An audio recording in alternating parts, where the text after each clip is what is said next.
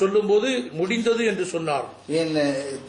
On the cross he just narrated, I have finished. அதாவது அவர் தனக்கு கொடுக்கப்பட்ட அனைத்தையும் அவர் முடித்து விட்டேன் என்று சொல்கிறார். And he says on the cross that I have finished everything that is assigned to me.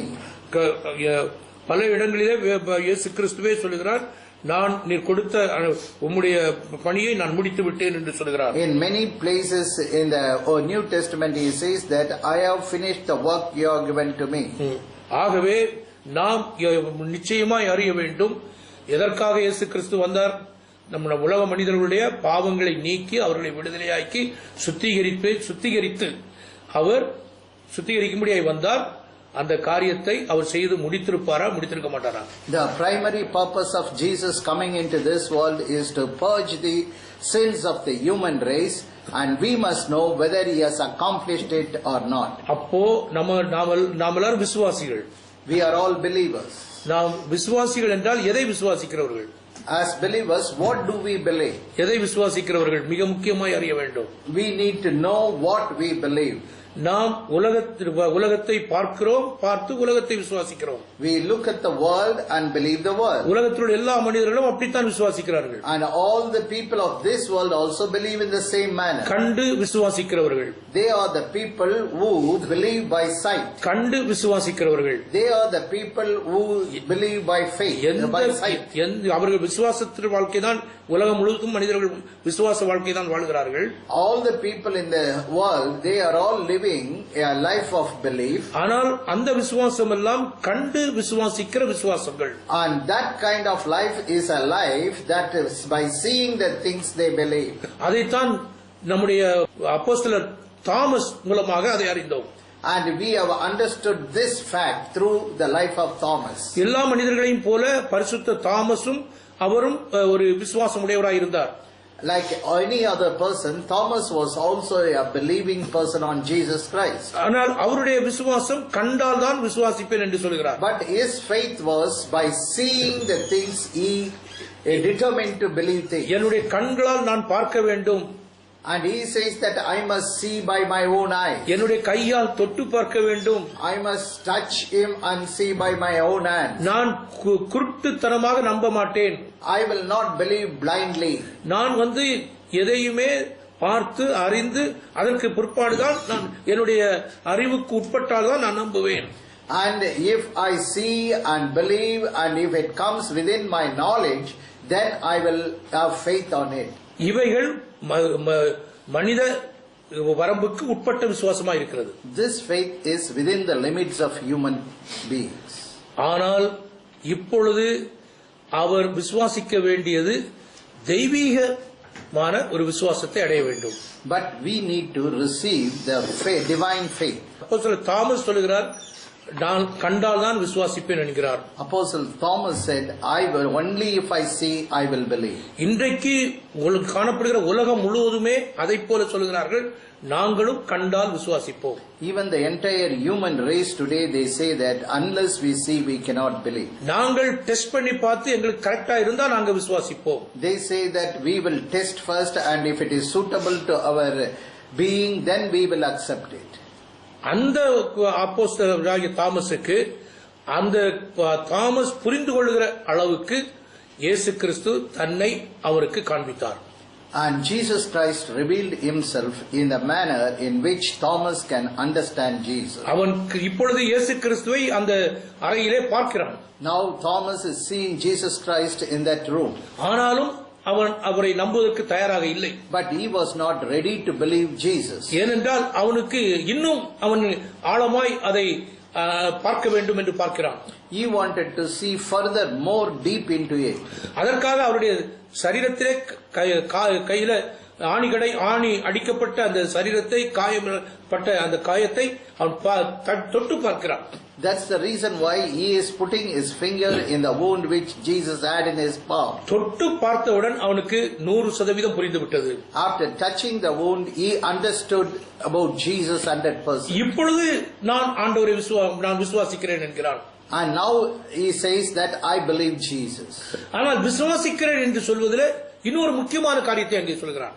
And apart from believing Jesus, he is telling one important thing there. இவர் மனிதன் அல்ல, He is not a man. இவர் ஆண்டவர் என்று He சொல்கிறார். is Lord. பாருங்கள், யோவான் சுவிசேஷம் 20ஆம் அதிகாரம் John's Gospel, chapter 20. 28. அவருக்கு பிரதித்திரமாக, என் ஆண்டவரே என் தேவனே என்றான். என் ஆண்டவரே என் தேவனே என்றான். And Thomas answered and said to him, My Lord and my God.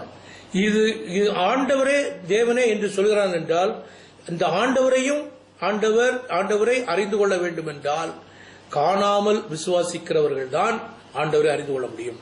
Those people who do not see Jesus Christ and believe him, they can only call Jesus Lord and God.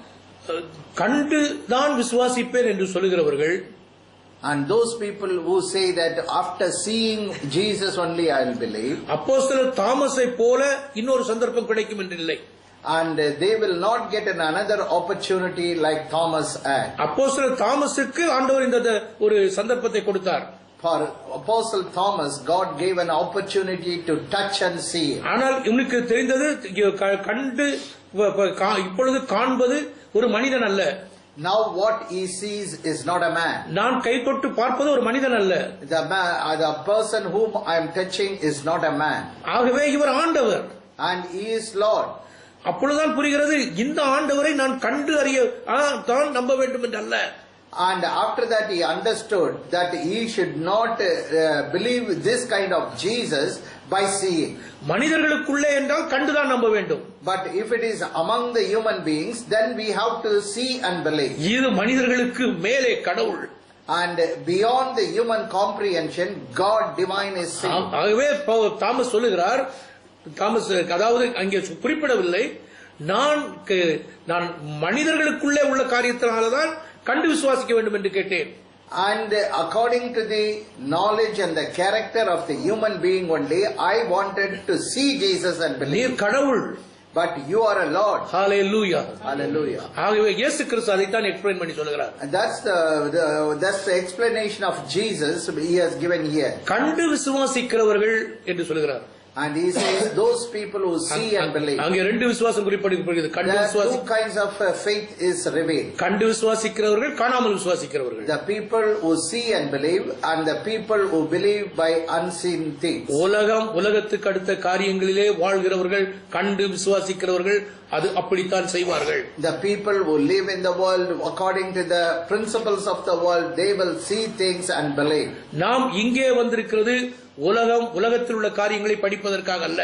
We have not come here to study the world and the worldly things. நாம் இங்கே வந்திருப்பது பரலோகம், தெய்வீகம், நம்மை படைத்தவர், இவைகளை பற்றி நாம் பார்க்கும்படியாய் வந்திருக்கிறோம். But we have come here to study about the heaven and divine nature and about God. ஆகவே இதற்கு மனிதர்களுக்குரிய விசுவாசம் அல்ல.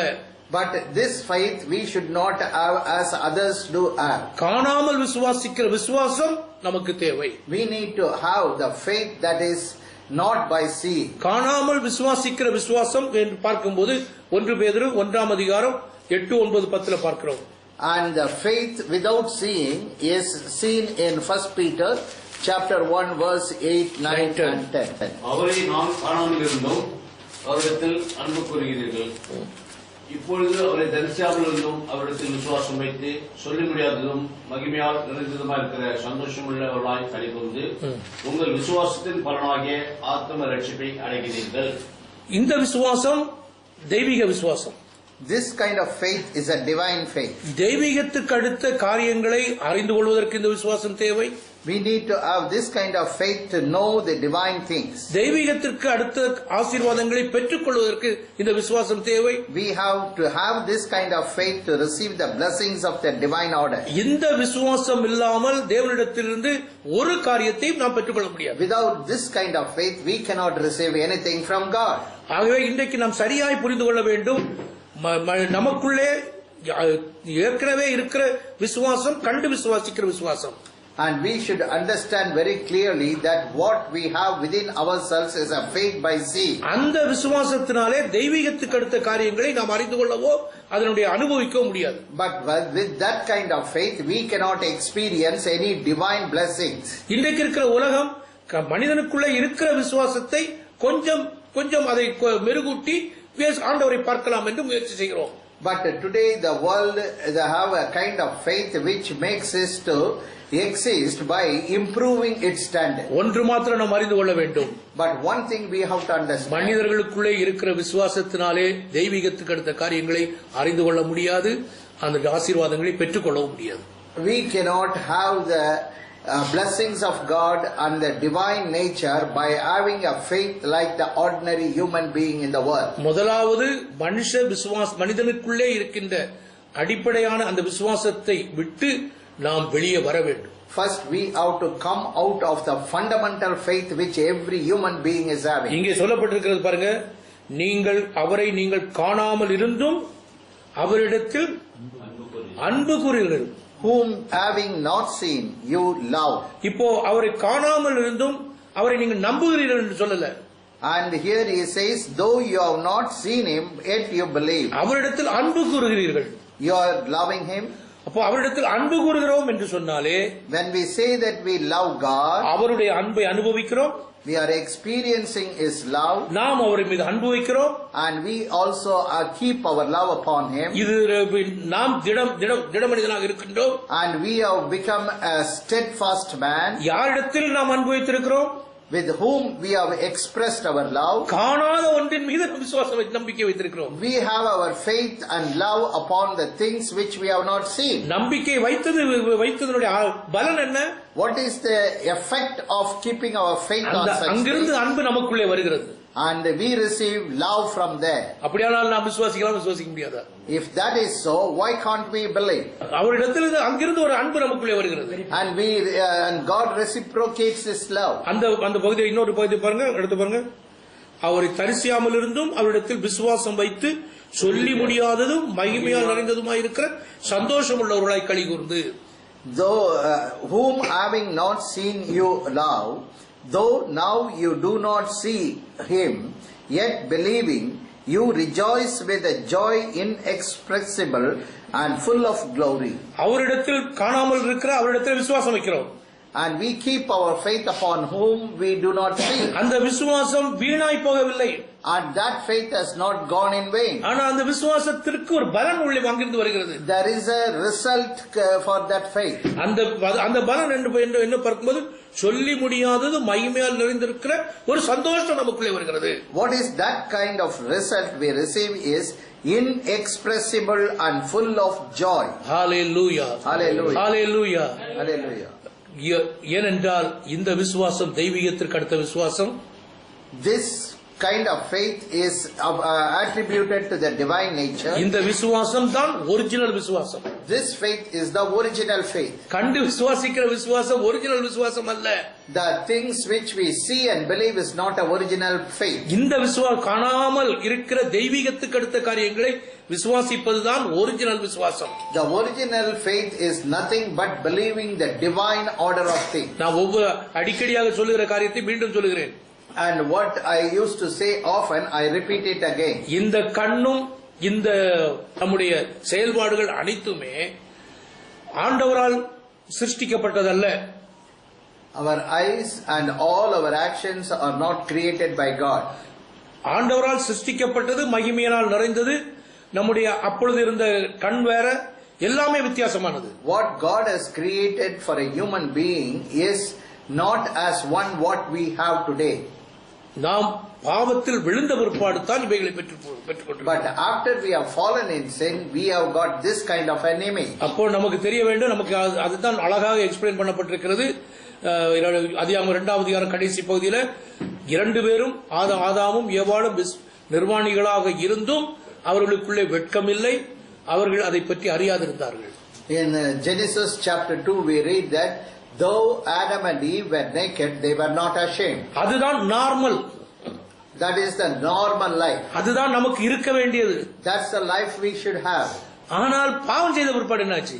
What happened after man committed sin? இருவரும் நிர்வாணிகள் என்று அறிந்தார்கள்.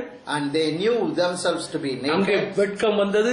And they had the shamefulness. கடவுளை பார்க்கும்போது ஒரு பயம் வந்தது. And they had a fear when seeing God. இந்த வெட்கம் பயம் என்பது எப்படி என்ன காரியம் என்னது? What do you mean by the fear and the shamefulness? இரண்டுமே ஆண்டவருக்கு விரோதமான காரியங்கள். Both these qualities are against God's nature. அவர்கள் ஆண்டவரை விட்டு விலகி போனார்கள். And they have deviated from the Lord. எதனால் அவர் விலகி போனார்? இந்த கண். Because of this natural eye. அதே போல நம்முடைய எண்ணங்களும் கூட. In the same way our thoughts to work. அதே போல நமக்குள்ள இருக்கிற குணங்களும் கூட. In the same way the qualities, the character that is within us. ஆனால் ஒரிஜினல் கரெக்டான குணம் என்பது மனிதன் பாவம் செய்வதற்கு முன்பாக இருந்த குணம். The original character of a man is the character which he had before he committed a sin. பாவம் செய்த பிற்பாடு இருக்கிற இன்றைக்கு இருக்கிற குணங்களை வைத்து நாம் இடைபோடக்கூடாது. But we should not weigh the things by seeing taking into consideration the sins we commit today. இன்றைக்கு இருக்கிற நிலைமையில கண்டு விசுவாசிப்பதுதான் விசுவாசம் என்று சொல்கிறோம். But according to the present state of mind, what we see and believe is called faith. விஞ்ஞானபூர்வமாக நிரூபிக்கப்பட்டவைகள் தான் அவைகளை நம்புவதுதான் சரியானது என்று சொல்லுகிற ஒரு நிலையில் இருக்கிறோம். And we are in an economy where the scientifically proved things are the original one and we believe that. மற்றவைகளை நம்பினால் அதனை அவர்கள் குருட்டு நம்பிக்கை என்று சொல்வார்கள். And if we believe something other than this, they say it is a blind faith. ஆனால் உண்மையில் சொல்கிறேன் இது குருட்டு நம்பிக்கை இல்லை. And truly I say that it is not a blind faith. ஏன் குருட்டு நம்பிக்கை இல்லை என்று சொல்கிறேன் என்றால், why I say that it's not a blind faith? காணாததை விசுவாசிக்கிறேன். I believe those things which are not seen. ஆனால் எனக்குள்ளே சொல்லி முடியாத ஒரு சந்தோஷம் வருகிறது. But I do receive a joy inexpressible. அப்படியானால் இது குருட்டு நம்பிக்கையா இல்லையா? And if it is so, is it a blind faith or not? குருட்டு நம்பிக்கை இல்லை. It is not a blind faith. குருட்டு நம்பிக்கை இல்லை. It is not a blind faith. So இதுதான் original faith. This is the original faith. இந்த விசுவாசத்திற்குள்ளே நாம் வர வேண்டும்.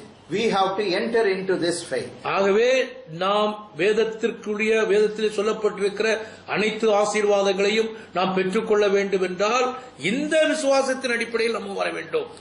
And if we have to receive the blessings that are recorded in the Bible, we have to enter into this kind of faith. எல்லா ஆசீர்வாதங்களையும் விசுவாசம் இல்லாமல் நாம் பெற்றுக்கொள்ள முடியாது. Without faith we cannot receive all blessings. இன்றைக்கு ஆண்டவருக்கும் மனிதனுக்கும் இடையில் இருக்கிற அனைத்து கனெக்ஷன் நமக்குள்ள எப்படி ஏற்படுகிறது என்றால், நமக்கு தெரியும் ஆண்டவர் கிருபையாய் இருக்கிறார். And we know very well that the relationship that exists between man and God is because of the grace of God. விசேஷமாக மனிதன் மீது ஆண்டவர் அளவற்ற கிருபையை வைத்திருக்கிறார். God has kept an immeasurable grace upon the man. அவருடைய கிருபைக்கு அளவே இல்லாத கிருபைகளை வைத்திருக்கின்றார். And he has given a limitless grace to the people. அப்படியாக அவருடைய கிருபையை கரம் நீட்டி கொடுக்கிறவராயிருக்கின்றார். And he is the one who extends his grace without a boundary. ஆனால் இன்றைக்கு நாம் அவரை பார்க்க முடியாது. But we cannot see him. அந்த சாக்கியத்தை பாவத்தின் நிமித்தம் இழந்திருக்கிறோம். And we have lost that state of life because of sin. ஆனால் அவரோ கை நீட்டி கிருபையை கொடுத்து கொண்டிருக்கிறார். But he is extending the grace by extending his hand. இந்த நாம் சொல்கிறோம், இந்த கண்ணால் பார்த்தால் அந்த கிருபையை பார்த்தால் நான் வாங்கி விடுவேன் என்று சொல்கிறோம். And we say that if I see that grace which God extends to us by my eyes, I will take. அது உலகம் சொல்லுகிறது. The world says that. ஆனால் இன்றைக்கு நாம் அவைகளை எப்படி பெற்றுக்கொள்கிறோம் என்றால், today how do we receive that? காணாமல் விசுவாசிக்கிற விசுவாசம். The faith that is not seen. விசுவாசம் என்பது நம்பப்படுகிறவைகளின் உறுதி. And the faith is nothing but the assurance of the things that is to come. காணப்படாதவைகளின் நிச்சயம். And it is the assurance of the things not seen. இப்ப நம்பப்படுகிறவைகள். These are the things that we believe. உலகம் என்ன சொல்லுது? நம்புகிற காரியத்தை நம்புகிறது. And the world says whatever you have to believe, you need to believe. நம்புகிற காரியம் உலகத்துல proved things. The things that are proved in the world, we believe it. ஆனா தெய்வீகத்துக்கு அடுத்த காரியங்கள்ல, but in the divine things, ஒரு நம்பிக்கை. we need a hope. ஒரு நம்பிக்கை இருக்குது. We have a hope. அந்த நம்பிக்கை விசுவாசம் அல்ல. That hope is not itself a faith. உலகத்தில் இருக்கிற எல்லா மனுஷனுமே கடவுள் ஒருத்தர் இருக்கிறார் என்று நம்புகிறான். And all the men in the world, they believe that there is a God. கடவுள் மனுஷனை ஆசீர்வதிப்பார், கடவுள் மனுஷனுக்கு எல்லா காரியங்களையும் கொடுக்கிறார் என்பதையும் உலகம் நம்புகிறது. The world also hopes that God blesses every human being. அவர்களும் கண்டு நம்பவில்லை. And they are also not believing God by seeing. காணாமலே இவைகள் எல்லாம் நம்புகிறார்கள். And without seeing, they all believe this. கரெக்டாங்க? கண்டு நம்புறதுல வாழ்க்கை நடத்துகிறார்கள். And those who believe, who see the things, they lead their life. காணாமல் இவைகளை எல்லாம் நம்புகிறார்கள். And without seeing the things, they also believe. நம்பப்படுகிறவைகள். These are the things that are hoped for. இதனால ஒரு பிரயோஜனமும் இல்லை. There is no use concerning this. நம்பப்படுகிற இவைகளில் எல்லாரும் எல்லாருடைய நம்புகிறார்கள். And all these things that exist in the world, that is a hope for. ஆனால் அதுல நம்புகிறது மட்டுமல்ல, அதுல உறுதி. And it is not only believing or hoping for it, but it is an assurance of our hope. அந்த உறுதிதான் faith. That assurance is faith. உலகத்தில் எல்லாருமே கடவுளை நம்புறாங்களே. The people in the world, they believe God. எல்லா நாம் சொல்லுகிற அனைத்து காரியங்களை நம்புகிறார்கள். And whatever we say, they believe it. ஆனா அதுல உறுதி கிடையாது. But they don't have a steadfastness in that. நமக்கு உறுதி இருந்தால்தான் நாம் அந்த நம்முடைய விசுவாசம் ஒரு ஸ்டேஜுக்கு வந்திருக்குன்னு அர்த்தம். And only if we have confidence or evidence in that, then it is we have come to a level. Hebrew 11:1. Hebrew 11. Now faith is the substance of the things hoped for, and evidence of the things not seen. Substance of things hoped for. Substance of the things hoped for. ஆனா substance அவங்க நம்பல. substance நம்பல. அதாவது திடமா நம்பல. And they have not firmly believed the substance. கடவுளை நம்புறாங்க. They believe God. கடவுள் உலகத்தில் நடத்துறாரு, உலகத்தில் உள்ள எல்லா காரியங்களையும் செய்யறாரு, எல்லாம் சாதாரணமான மனிதர்கள் நம்புகிறார்கள். And commonly man believes that there exists God and he does everything. அதுல அவங்களுக்கு உறுதிப்பாடு கிடையாது. But they don't believe in the substance of that existence. அந்த உறுதிப்பாடை வைத்து அதற்கு மேல காரியத்தை நகர்த்த மாட்டார்கள். And having belief in the substance, they will not further activate their faith. Okay, you understand that? அதாவது கடவுள் இருக்கிறார். They have a common ground of faith that saying God exists. அதனால நான் என்ன செய்வேன்னா, நான் மேல இருந்து குதிப்பேன். So I may jump from the top. கடவுள் என்ன காப்பாற்றுவார். God will protect me. அப்படி அவர்கள் செய்ய மாட்டார்கள். They will not do like that. நாம என்ன செய்வோம்? What we will do? நம்ம செய்வோம். We will do it. ஏன்னா கடவுளை நம்ம முழுசு உறுதியா நம்புறோம். But we believe God in toto. ஆனா அதை நம்ம செய்ய மாட்டோம். ஏன்னா கடவுளை நம்ம பரீட்சை பார்க்க மாட்டோம். And we will not examine God. வாழ்க்கையில அப்படி நிறைய பேர் செய்றாங்க. And many people do in the same way in their practical life.